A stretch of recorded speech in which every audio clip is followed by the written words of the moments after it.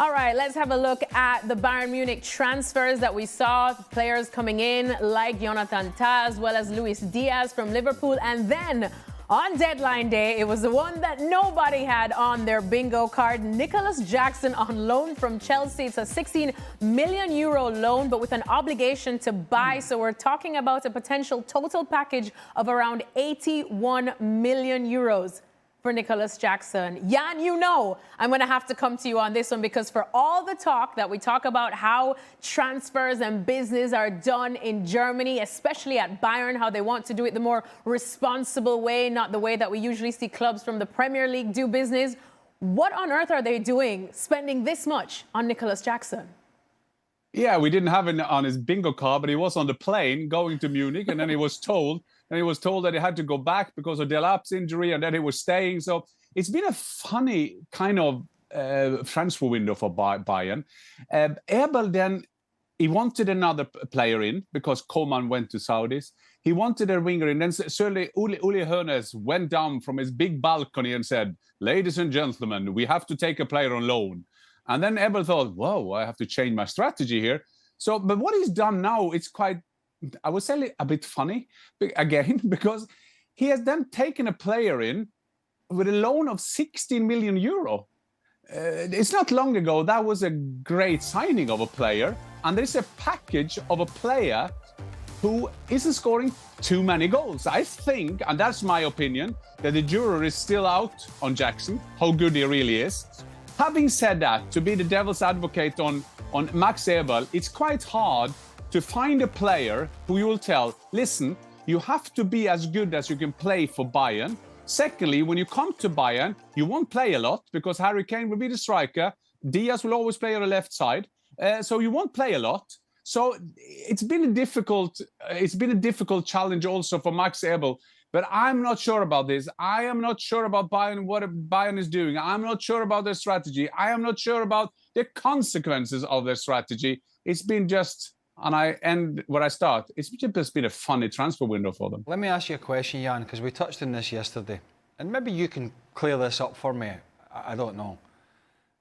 Did Thomas Müller want to leave Bayern Munich, or would he have stayed for an extra season to help out?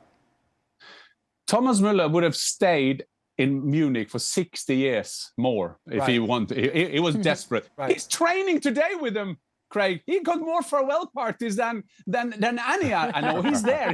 He loves it. He's over there now at the break and he's training with him. And he went in. Now I'll say how it was. He went into Max Eberl, and he didn't know what they would do. Would they offer him another year, or would they say, this is it? He thought they will offer him a contract, maybe lower than he had, and he would have probably said yes because he loves his club.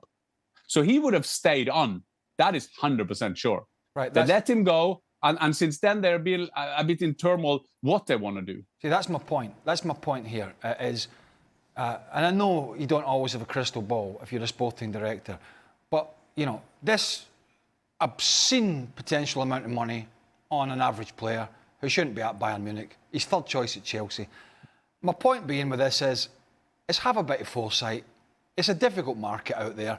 There's a lot of clubs fighting for the big players. I'm taking Thomas Müller at his age, blindfolded on one leg over Nicolas Jackson. And yet here they let this player go and bring in and spend ridiculous amounts of money on a guy who's not good enough at Chelsea, and he's certainly not good enough for Bayern to sit on the bench and support Harry Kane. That's what I don't understand, is that sort of scenario, but that's just me. Well, Jan, one bit of business that I think you do probably agree with, if my spidey senses are correct, is the fact that Leverkusen have sacked Erik ten Hag. Oh, and there's a little bit of a blame game there. Of course, some do sympathize with ten Hag, considering that that squad that won the Bundesliga title a few years ago has been absolutely decimated. But tell us all about this. What do you think? Well, a quick explainer. So Xabi Alonso is successful by Bayer Leverkusen. He makes them into a winning team, winning the double. They didn't have a good season last season, but enough for Xabi Alonso to go to Real Madrid. So any coach coming after Xabi Alonso, people will ask, is his name Xabi Alonso? No, it's Erik ten Hag or is whatever. and they will say, yeah, it's the wrong choice. So it's tough to come after Xabi Alonso. But then we thought that they will go for the same kind of coach. So Fabregas was one of the candidates. Xavi was one of the candidates. There was a lot of candidates going. Then they ending up on Erik ten Hag.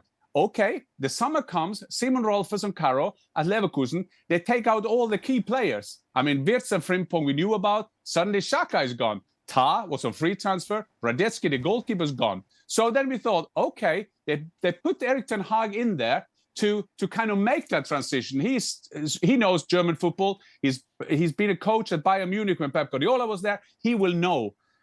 But what we've seen lately, I mean, this is for us. I remember the 44 days of Brian Clough in Leeds. That was the famous thing. Erik ten Hag comes in as a former Manchester United and Ajax coach. I mean, this is embarrassing. And also when you saw this weekend, they lost. They played. There was 3-3 against Werder Bremen, 3-1 up with a man more on the pitch.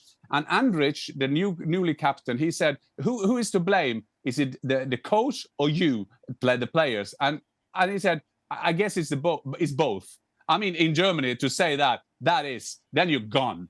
And Simon Rolfes, I've been thinking all day long, is he very brave to what he's doing? To say, okay, I admit that was a mistake to give it to him? Or is it a wise management move to say, it's so wrong, we have to turn it around straight away? I'm not 100% sure. Well, Erik ten Hag is gone, but the Bundesliga will be back on ESPN after the international break. Leverkusen will be in action on September 12th, 2 p.m. Eastern Time on ESPN+.